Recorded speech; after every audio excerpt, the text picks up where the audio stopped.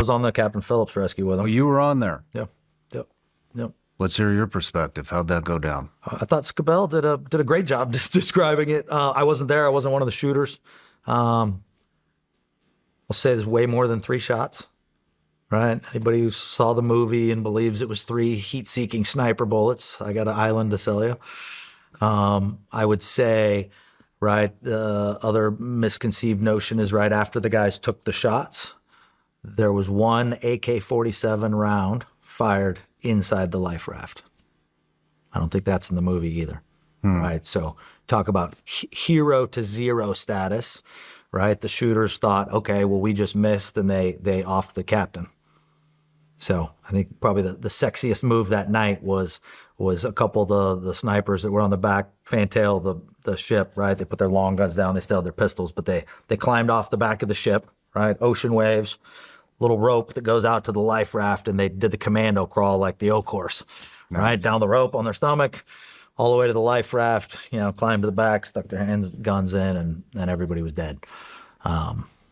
So that's the piece that I always share that's not in the movie.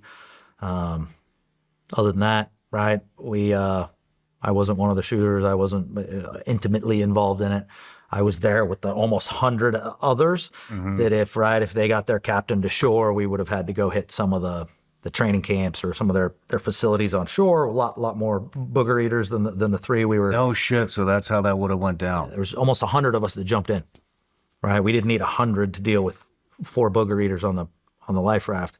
But had they got to shore, and they were within 100 yards of shore, right? But they realized that stretch of beach was of different tribes.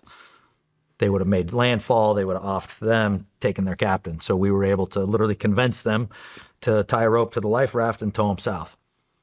The 4th pirate, right, had got wounded in the hand during the initial assault, so they had pulled him off the life raft, and he's literally standing on the back of the Bain Bridge with a buddy of mine. There, he's got his hand bandaged, right? They're smoking cigarettes, right? He's lighting his cigarette for them, and they were trying to get the pirates in the life raft to see, right? I'm lighting cigarettes, and he's got his hand bandaged, and then my buddy's like, hey, tells one of the Navy guys, go in and get a soft serve ice cream cone. I guarantee the Somalis never eaten soft serve ice cream. So literally, there's the Somali with his hand bandaged, with his cigarette and his soft serve ice cream on the back of the ship. And that was us trying to say, hey, look at your guy. He's getting treated very fairly. He's got medical attention, smokes, and ice cream. Give up the captain and you can have some too. That clearly didn't pan out for him. Yeah, man. And arguably, what other tricks did you guys have lined up? He's the luckiest out of all 4 of them, if you think about it, because he's in federal penitentiary in New York right now, right?